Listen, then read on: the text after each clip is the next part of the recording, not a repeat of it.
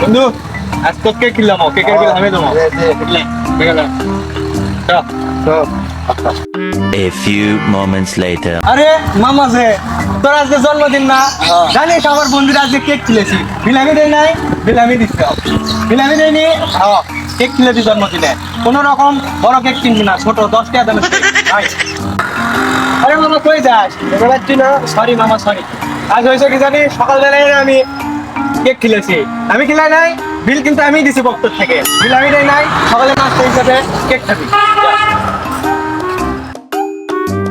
আরে চাচা কই যান আজকে আপনার মেয়ের বিয়ে না আজকের বিয়ে বাড়িতে কিন্তু কেক থাকবে